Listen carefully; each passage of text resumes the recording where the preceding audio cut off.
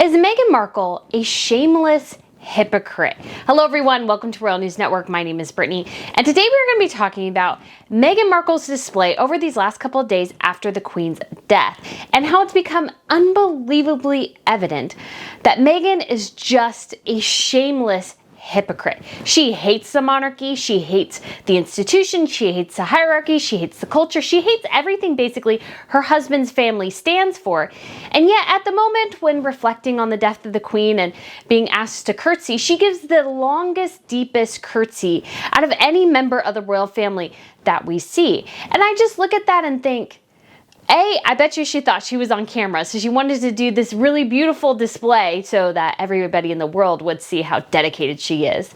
But also, I couldn't help but think, you know, you've spent the last few days and weeks leading up to her death trying to damage the legacy of Her Majesty, trying to damage Charles, William, the rest of the royal family. And yet here you are.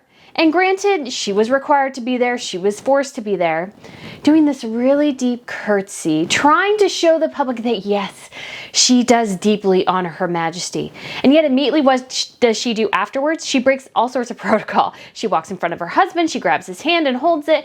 I mean, he could have reached out for her hand, so I shouldn't say it that way. But you just look at this and you go, okay, what is it? Is the monarchy as horrible as you think it is? And if that's the case, then shouldn't you have an argument to say, well, I'm American, I'm against this institution now, I have decided not to curtsy. I mean, that would cause an uproar, but she could decide to do that, and then she would actually be sticking to her principles.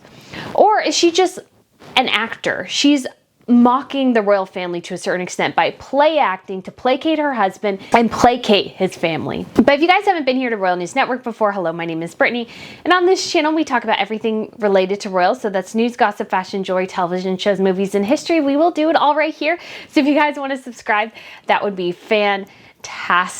And like I said, we're going to talk today about just Meghan's kind of attitude leading up to Her Majesty's death, and all of a sudden her seemingly change of heart and change of attitude and change of practice right afterwards. Now granted, I have some things to share about the Waleses and the other royals, but I think I'll combine that for a video together later after the vigil of, you know, Her Majesty's children. Later tonight, I believe that is, and then her grandchildren will be tomorrow night, so that's Saturday, today is Friday. And so, but I just really wanted to kind of discuss and dissect Meghan Markle here, because it's just kind of fascinating. Her 180 about face. Now granted, Harry and Meghan have always made a very, very strong effort to maintain that they love Her Majesty. They love Her Majesty. Her Majesty is great. Her Majesty is not the problem. It's everybody else apparently. But the Queen is just fine. But in the lead up to, just the days before her death, when they were in the UK and Her Majesty was at Balmoral, they decided to decline an invitation to spend some time with her. A decision that will probably Harry will regret for the rest of his life. So they were actually in the UK and could have seen her and decided not to. And that is a decision on them. But it also goes to show that Meghan's claim that, you know, she loves Her Majesty, she supports Her Majesty and the Queen and everything, is actually false. Because what's the easiest thing Harry and Meghan can do? Why, they can go and visit her from time to time. The COVID restrictions have lifted, they can travel easily, they supposedly have like a fleet of private jets or private benefactors who are funding these private jets on hand. Why couldn't they just spend some time over this last year or so and come, you know, maybe every 3 months and spend the week with the Queen? There have been rumors that Her Majesty actually was dealing with some sort of cancer, and bone cancer specifically, and that was kind of the lead up. So the family perhaps knew that her time was limited. Obviously she is 96, so that's not a surprise, but they knew her time was limited. So Meghan and Harry could have decided to spend the time and just trying to, you know, go and meet with the Queen. We are told that Her Majesty met her namesake one single time for about, I want to say it was like 15 to 30 minutes maybe. It was a very, very short meeting at Windsor Castle because Harry and Meghan came to the Queen's Platinum Jubilee and spent like a grand total of 3 full days there before bolting back to California. And so it's like, do you really care about the Queen? Or is this just a fakeness that you are. And so this sets up kind of the whole thing, because regardless of who Meghan thinks she's attacking, when she attacks the royal family in general, Charles or William, she's attacking the entire institution. And that institution, the head of it, for 70 years was the Queen. So when you attack the institution, you attack her history, her legacy, all these sorts of things. And so just even in the couple days in the cut, Meghan, made the veiled threat that, well, I never had to sign an NDA, so I can choose what to speak on when I wish. And so, that's a clear threat telling the monarchy, you know what, I have more stories to tell. And I'm sure she has more stories to make up. That's been part of it. But it's like she wants to constantly attack them because they didn't make her queen, I think is the main thing, is that they didn't go by every, wokeism that Meghan wanted to introduce, and so she decided to bolt. Her whole plan could have been to bolt at the beginning, who knows? But clearly all she has ever wanted to be is Hollywood famous. She just doesn't have the depth, I don't think, for anything else. And so when all of a sudden her death came about, it was kind of interesting that what happened in the beginning too, especially, is that when it came out that basically, all the senior ranking members of the royal family were rushing up to Balmoral, Harry was supposed to be part of them too. And we were told it was going to be the Duke and Duchess of Sussex, both traveling. And I'm like, yeah, that's what the Queen wants on her deathbed, is Meghan Markle there overseeing and scribbling notes about, her final breaths and final moments. And what the rest of the family is doing. That's exactly what the royal family needs, is Meghan Markle there to kind of give them fake sympathy. So as the day went on, all of a sudden came out, well, she's not going. And they kind of backtracked. And I think that was because, and it's been widely reported that, the palace or somebody in the palace said, no, you cannot come. The only people who actually came, which was really interesting, was Anne. Princess Anne was already there with her husband, Sir Timothy Lawrence. And the only other married-in that we know for sure was up there was Sophie, the Countess of Wessex. And she has been married to Edward since 1999. So she has been in the royal family for a very long time, and she's exceptionally close to Her Majesty. Catherine didn't even go. I think actually, kind of managing things, it was probably better for somebody to be there with the kids, because William perhaps had to leave, I believe left before they got out of school, or was kind of trying to negotiate, all the travel arrangements before they got out of school. So somebody had to be there to tell them, and that person did end up being Catherine. And I think that does make sense. It's a good kind of separation of duties. And it was clear that that the only people married in had been married in for over 20 years, I think was very, shows how kind of tight the Windsors were. Because even when they did a walkabout a couple of days after the Queen's death, it was still just Sophie and Sir Timothy Lawrence. All the other married-ins of Mike Tyndall, Edo, Jack, were not there. And I think they were probably at Balmoral, but they just weren't doing the walkabout. It was only Sophie and Sir Timothy Lawrence. But getting back to Meghan, we had this walkabout, and there's this video when they first walked in, and my sister pointed this out, and I'm not still quite sure if that's what I see or not, is that again, Meghan doesn't care about the monarchy. This whole thing, the death of the Queen, disrupted her grand plans. She's even thinking about changing up her Spotify episodes because she still continues to trash the monarchy. And all of a sudden now, that's not the currency she can use anymore because, oopsie daisy, oh yeah, my father-in-law is king. And now all of a sudden he's not going to give my kids the titles I thought they would get. And that should be obvious to her, but Meghan Markle, again, she's not the Machiavellian figure she likes to believe she is. And so as this kind of, as this walkabout came together, we were told it was a 45-minute negotiation period. And my sister pointed out that when they were kind of walking in, it looked like Meghan again wanted to kind of keep pace and outpace Catherine and William. And Harry kind of waved to the crowd and kind of held her back. So let me know in the comments if you believe in that interpretation or not. But it was just like, they have comments too. Somebody came, she's like, oh, the family, so appreciates, we so appreciate, you coming here. And it's like, that's what she's supposed to say. But does she really believe it? I don't think so. And what I thought was interesting too, looking at that event, is how uncomfortable Meghan looked, because that crowd is not there for her. That crowd is there. They want to see the Prince and Princess of Wales. They want to lay their flowers for the Queen. They want to memorialize the Queen. They want to see Harry. But that crowd was not there for her. And her reception was rather chilly. And she should not be, again, surprised by any of this. But because her disdain for the British people, the British traditions, heritage, the country, everything is just so on display. She has done nothing but trash the institution since she left. And then she has to play act all of this. And it gets me up to the day of the Queen lying in state, when Her Majesty's coffin was carried from Buckingham Palace to Westminster, where it will lie in state and the members of the public can come by and view it.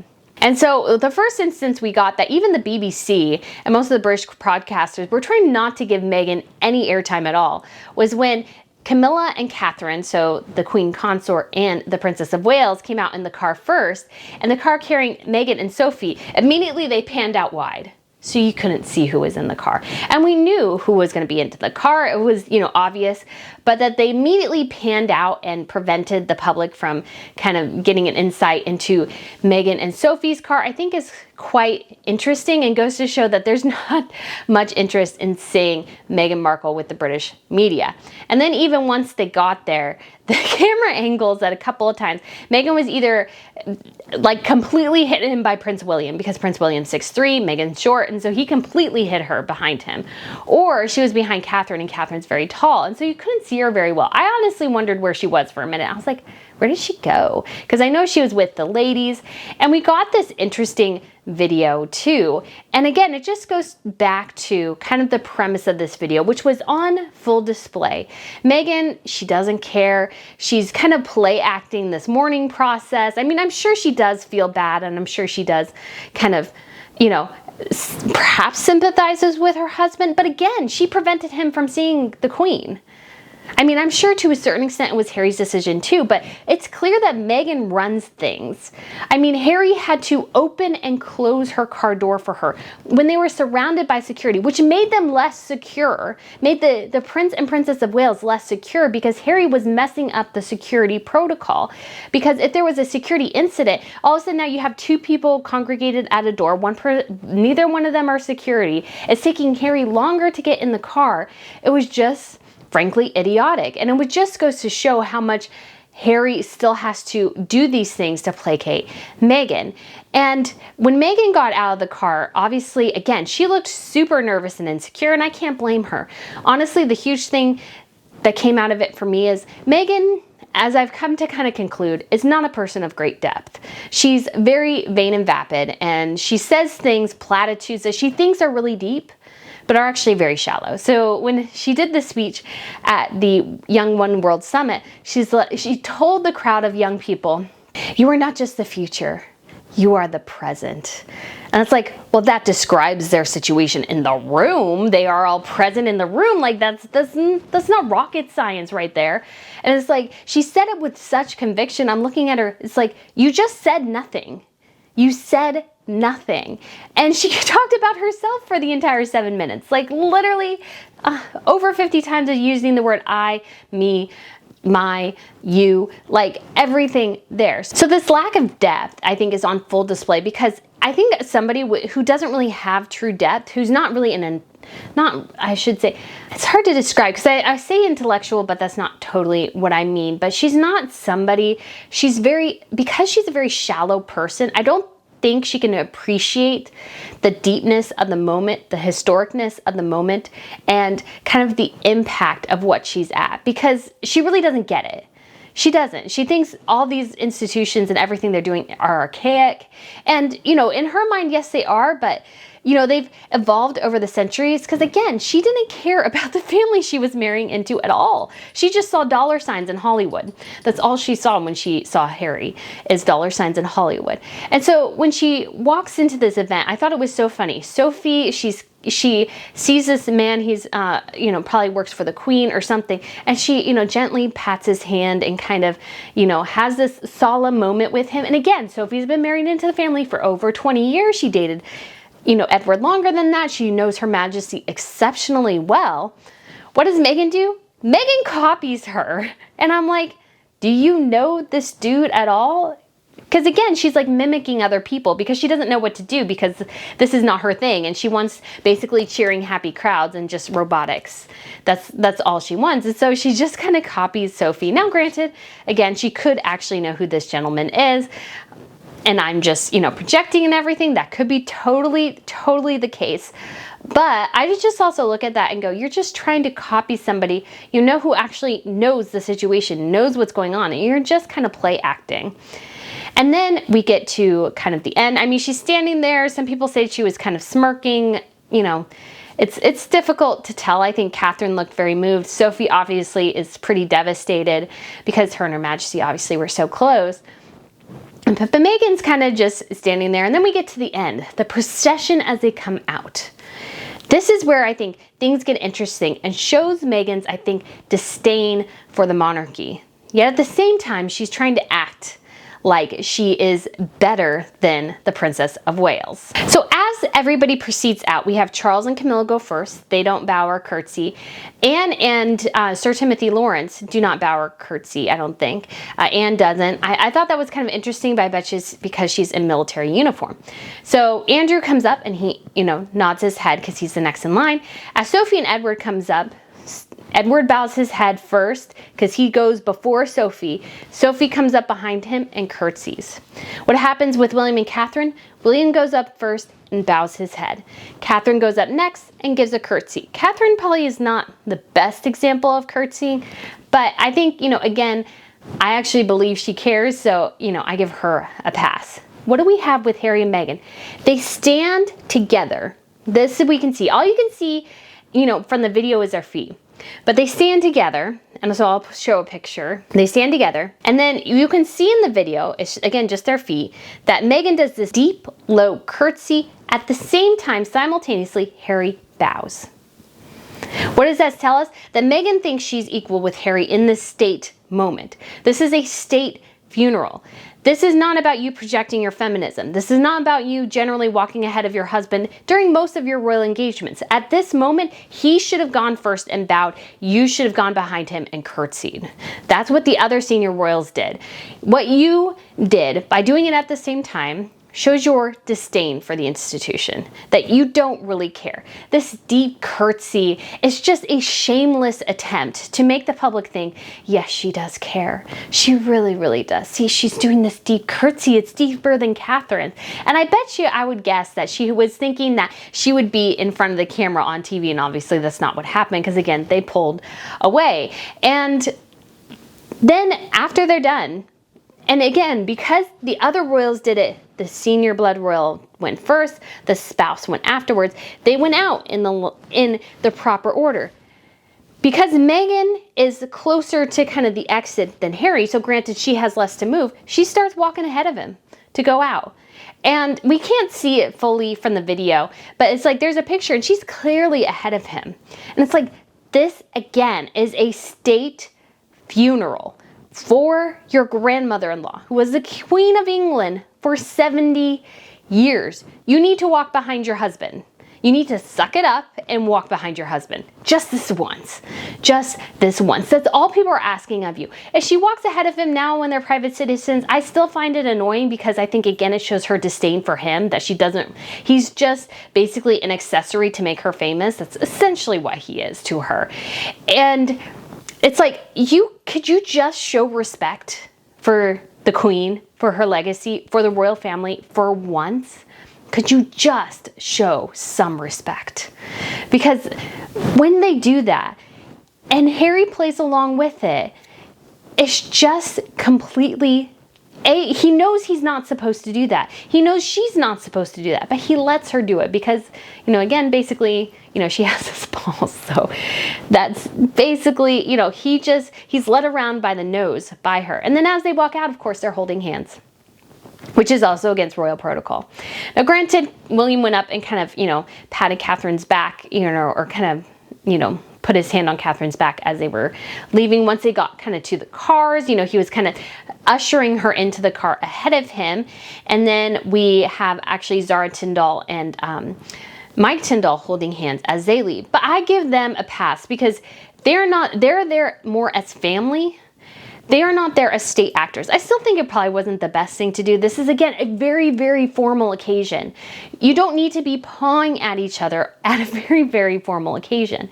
And Harry and Meghan, it's like their hands are almost surgically attached. They can't walk anywhere unless they're holding hands, pretty much. And to me, that again doesn't scream the feminism Meghan wants to think, or that it screams their love story. All I can think of is control. It's a controlling gesture. And again, it's not appropriate in this moment. None of the other royals held hands, and they've been married over 10 years, over 20 years. Over, I think, Anne, and Sir Timothy Lawrence, she got married in the early 90s. So I think it's been, almost 30 years for them. So they don't have to paw at each other. Once you get into the car, you can hold hands. But here's the thing. Here's what I think when I think of Harry and Meghan's PDA. It's something they do when they're in the spotlight, when they're in public, when they're kind of making these grand gestures. But when they're in private, the hands drop. They're not that way with each other in private. They're not that way with each other when they're on.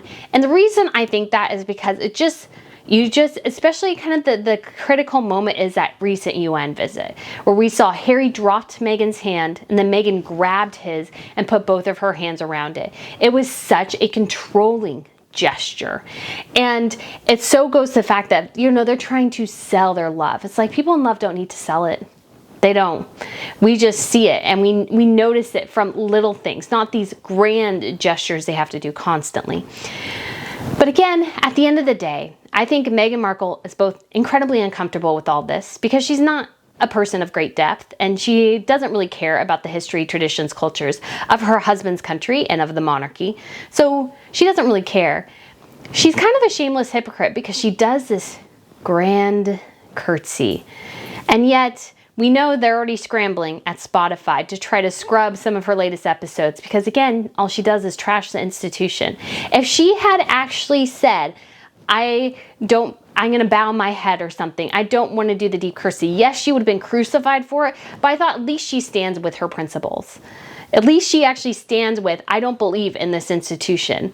But again, all comes back to, if you hated this institution, if you hated the hierarchy, why did you marry into it? A hierarchy is everything to do with royalty. Your husband in a monarchy will always be more important than you. Your children will always be more important because he is the blood royal, they are the blood royals.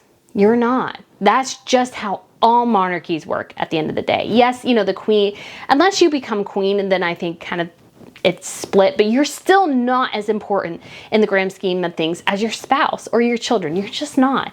And I think that's Meghan just doesn't understand that because in her mind, she's finally made it. People finally care about Meghan Markle. But at the same time, it's all because she managed to snag kind of one of the least intelligent princes out there. And she's made a fool of him in the process. But I think everybody else is coming up and realizing that he's kind of a fool as well. And I will also say that in the midst of this tragedy, as the royal family is mourning, Meghan's still promoting herself. So apparently she was supposed to go to some sort of awards banquet in Hollywood for like Variety or Vanity Fair or something, and of course she had to cancel. And this is from UK Royalty, so this is a Twitter account who's somebody anonymous who's a PR person, and this is what she said, and I think this is, again, encapsulates Meghan. Having a source leak that you are pulling out of a previously unannounced appearance is a pretty gross way of doing self-promotional PR during this time. Meghan is all about self-promotion. The monarchy was a way for her to achieve her Hollywood goals because she wasn't talented enough and she wasn't creative enough to make it on her own. Ergo, she had to grab onto this rather dim prince, and who I think is a deeply broken man, and once they divorce at some point, he'll be even more broken than he is right now. I could be totally wrong, but I've only ever given their marriage 5 years because I don't think they really have anything in common other than their love and their supposed dedication to charity, which I also think is a farce. But anyways, she's still promoting herself because that's who she is. She wants to be famous. She wants the accolades. And so she can't even appreciate why everybody loves the queen so much, I think. She can't even appreciate the deepness of the moment because it should be all about her. Why can't we all make it about Meghan Markle? Now, granted, I am kind of making it a bit about Meghan Markle. I do a lot of videos about her. But at the same time, I think it's important to call out hypocrisy when we see it and just call out and try to highlight how Meghan is taking advantage of this institution, because so many people, especially in the mainstream media, are not reporting about this kind of stuff. And so I find it incredibly frustrating. So that's part of the reason why I started this channel, is I want people to know and understand what Meghan is doing in so many ways is just completely, it shows her complete and utter disdain for the monarchy, the queen, her legacy, her father-in-law, her brother-in-law, and the rest of the royal family. But guys, let me know what you think about this video. Thank you so much for watching, and I look forward to seeing you again very, very soon. Bye.